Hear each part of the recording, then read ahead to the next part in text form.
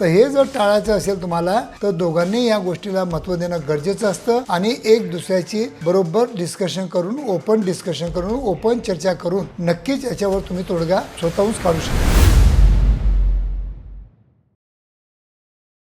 मित्रांनो, लैंगिक आयुष्य जे जगायचं असतं हे ॲज अ कपल तुम्ही दोघांनी पण त्याला एन्जॉय करायचं असतं। दोघांना त्याच्यातून सुख मिळालं पाहिजे, मोक्ष मिळाला पाहिजे, हे आपला उद्देश असला पाहिजे। आता मित्रांनो, केव्हा केव्हा काय होतं की सेक्शुअल लाईफमध्ये केव्हा केव्हा दोघांपैकी एखाद्याला जर रस कमी असेल, एखाद्याला जर इंटरेस्ट कमी असेल तर केव्हा केव्हा लैंगिक समस्या उद्भवू शकतात आणि त्याच विषयी आज मी तुम्हाला या व्हिडिओद्वारा थोडक्यात आणि सायंटिफिकरित्या तुम्हाला मार्गदर्शन करण्याचा प्रयत्न करीत आहे। मित्रांनो, खरोखर माझे मराठी व्हिडिओ आवडत असतील तर नक्कीच माझ्या मराठी चॅनलला सबस्क्राईब करा, जेणेकरून रोजचे 2 व्हिडिओ तुमच्यापर्यंत पोहोचत राहतील आणि नक्कीच तुम्हाला सेक्स एज्युकेशन द्यायचा नक्कीच प्रामाणिकपणे प्रयत्न करत राहील। आणि जर व्हिडिओ आवडले तर नक्कीच आपल्या मराठी बांधवांना शेअर पण करा। तर मित्रांनो, आजचा जो आपला विषय आहे की लैंगिक आयुष्य हे एकट्याने जगायचंच नसतं आणि एकटा तो जगू पण शकत नाही। कारण देवानं आपल्याला जेव्हा मेल आणि फिमेल घडवलं तर नक्कीच त्यांचा काही उद्देश असेल, म्हणूनच आपल्याला मेल आणि फिमेल मध्ये घडवलं आणि सेक्शुअल लाईफ आपल्या दोघांमध्येच असतं आणि दोघांनीच एन्जॉय करायचं असतं। पण बऱ्याच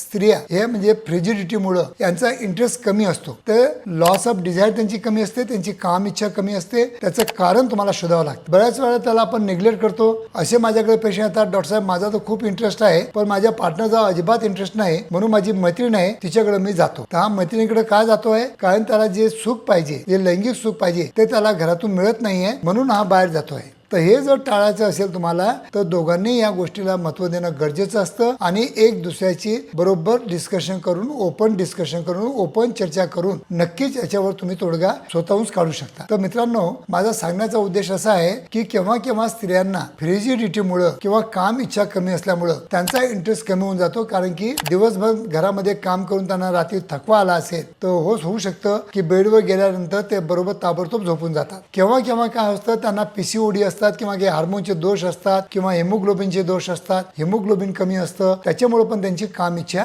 कमी होऊ शकते। तिसरी गोष्ट म्हणजे होऊ शकतं आज दिवसभराच्या घडामोडीमध्ये कुठं कुठं आपलं चुकलं असेल किंवा त्यांना राग आला असेल किंवा त्यांचे काही विचार बदलले असतील किंवा त्यांना अँझायटी आलं असेल किंवा त्यांना डिप्रेशन आलं असेल, तर अशा वेळेला पण आपल्या पार्टनरकडून आपल्याला प्रॉपर साथ मिळत नाही आणि त्याच्यामुळे पण आपल्या लैंगिक आयुष्यामध्ये काही अडथळे निर्माण होऊ शकतात। तर अशा सर्व ज्या गोष्टी असतात या जर आपण ओपनली चर्चा जर आपण आपल्या पार्टनर बरोबर बेडरूम मध्ये केली की आज तुला काय झालं, आज तुला मूड दिसत नाहीये, नाराज आहे, काय झालं, असं जर आपण ओपनली डिस्कशन केलं तर तिनं जर खुल्ले चर्चा केली तर नक्कीच याच्यावर तोडगा निघू शकतो आणि तो तोडगा तुमच्याच हातामध्ये आहे आणि तुम्हीच तो काढू शकता। तर मित्रांनो, जर अशा वेळेला तुम्हाला काही प्रॉब्लेम येत असतील आणि जर तुमचं प्रॉपरली तुमचं जुळून येत नसेल, काही तुमच्या म्हणजे घरगुती गोष्टीमध्ये काही अँझायटी डिप्रेशन आलं असेल दोघांपैकी एकाला, तर नक्कीच ॲज अ कपल काउन्सिलिंग म्हणून केव्हाही तुम्ही आशा किरण क्लिनिक येथे येऊ शकता आणि प्रॉपर कपल काउन्सिलिंग करून घेऊ शकता। कारण की केव्हा केव्हा दोघांच्या भांडणामध्ये तिसरा एक आपल्याला